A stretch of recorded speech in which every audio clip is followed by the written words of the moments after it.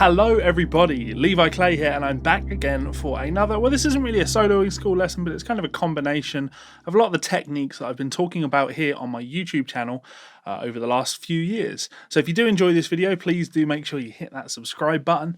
It really does help the channel out. Tell a friend, tell an enemy, whatever works for you works for me. So yeah, what I was doing there is I'm playing with this obvious kind of swing feel. I'm playing on like a C7 chord. Now of course there are lots of notes that you can play over a chord like that. These are really getting into that kind of jazz swing playing, that kind of double time 16th note feel that you get on those swing tunes that I think sounds absolutely fantastic. Guys like Robin Ford or Josh Smith, or even actually when you have the more traditional blues guys like Martin Taylor, when he plays a blues, you're likely to hear lines like this. And these really appeal to me, they really appeal to my ear. So I've got 3 licks that I'm going to show you today. I'm going to break them down, and as always, if you want to get the tab for these, they are up on my Patreon page. So as always, link in the description. Please do check us out. If you want to support us over there, you can do so for as little as $1. It really helps. Right, so as I say, these are all C7 licks. Now the first lick sounds like this. If I play it nice and slow.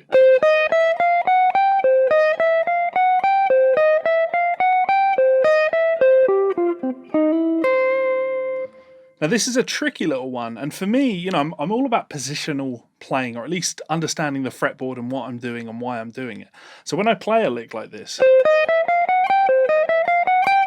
I'm not just playing notes for the sake of it, right? I'm starting on the root note, but also it fits out of my chord voicing. So if I take this C major chord using that kind of C shape of the cage system,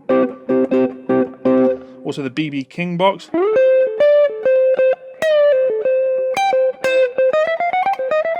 it's in that position. So we're starting on the 13th fret of the B string. We're going up to the 11th fret. This is the flat third of the chord. And then we're ascending chromatically. Now the way that I would encourage you to pick this is that first note is on an upbeat. 1, 2, 3, 4 E and So that would be with an upstroke. And then from there we're hitting the 11th fret on the E string with a downstroke. And we're going to alternate pick 11, 12, 13, 14, 15. And you're going to want to slide on that last finger. So we go.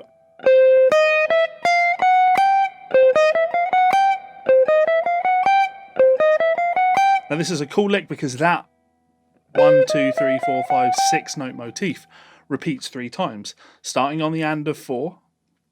So 1 E and a 2 E and a 3 E and a 4 E and. Lovely little picking exercise.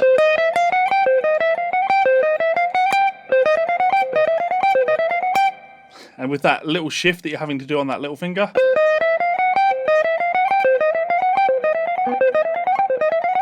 really nice synchronization exercise. That's the first part, and the way we finish it is after playing it 3 times, we go back down to that C, that root note, and we play. So that's 11 and 12 on the E, and then coming down our triad, down to the 10th fret, and when we're on our C here, our root note, and then with shifting position to that E shape of the cage system, hammering 8 to 9, and then picking 8 on the high E string, that's our root note.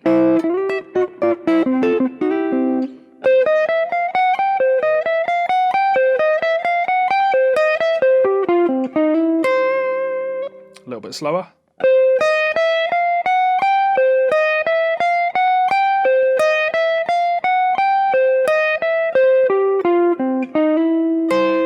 A little bit faster.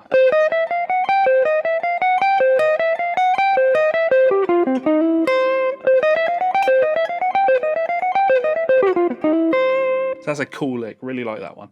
The second lick, this is more of a kind of bebop dominant, well, it's actually bebop major phrase. It sounds like this played slow.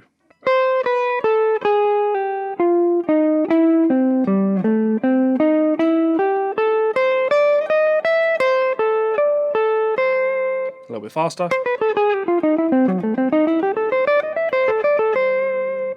So as I say, bebop dominant here. We're playing on our C major sound. We're playing the root, then picking the major 7th, and then we come down 6 flat 6 5. Now, I've done some videos talking about the concept of swing picking. This is all very much swing picked. If you look at the notation for this, if you get that on Patreon, you'll see that all of my slurs are on upstrokes. I pick with an upstroke and then I pull off to a strong beat. So if you look at my picking hand, there's a pull off there.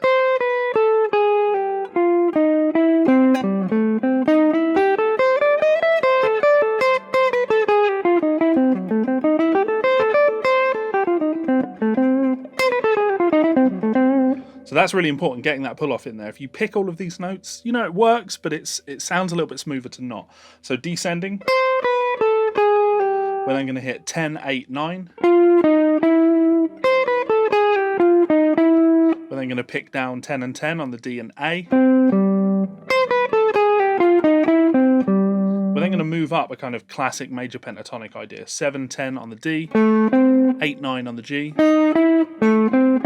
You notice I shift on my second finger.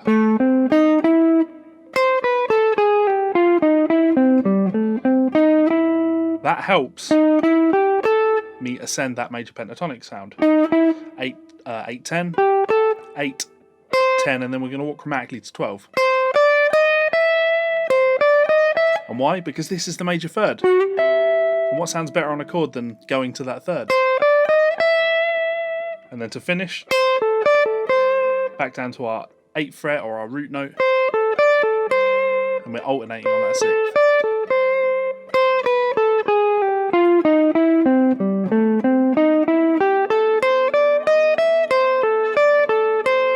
A little bit faster.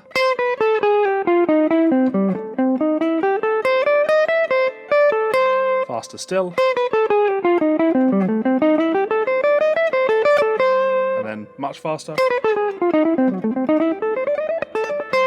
Try and get that accurate. A little bit sloppy, but you get the idea. These are great alternate picking workouts, of course. Now the final lick, and really what I wanted to do here was present a collection of licks that are all in different areas. One lick was here.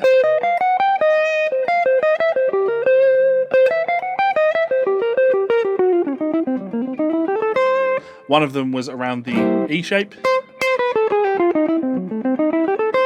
And then the final one is going to be around our A shape.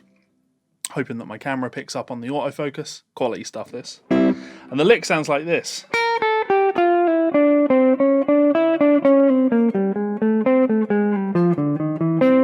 Or is it? That was it, yeah. So we're now starting on the flat 7 of my chord, that B flat. And we're going to descend 6, 5, 8, 6, 5. And again, that swing picking motion. Down, up, pull off.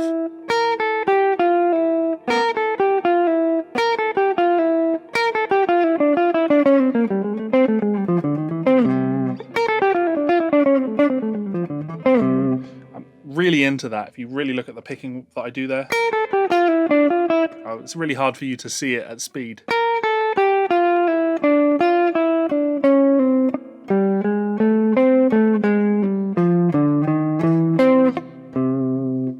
So we're descending, and then back up to that 6th fret on the B. We're going to descend chromatically.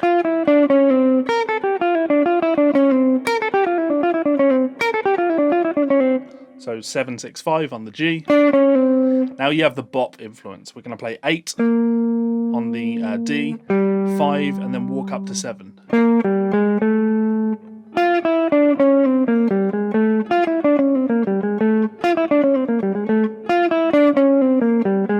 And that's classic bebop vocabulary.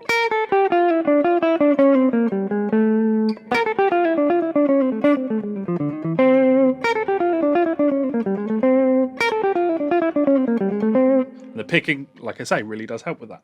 So up to there, and then same basic idea, but we do it a string down. We're going to go.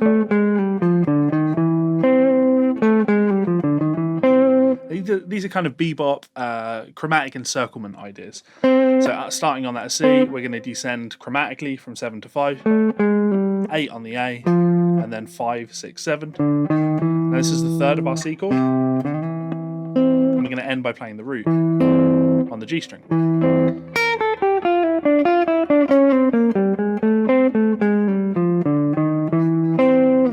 You can end it however you want.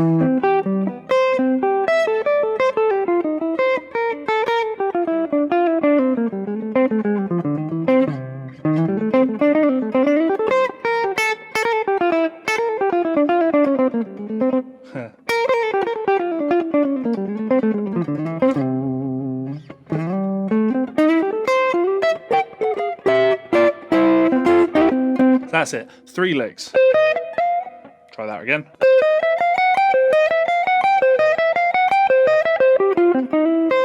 Two. And then.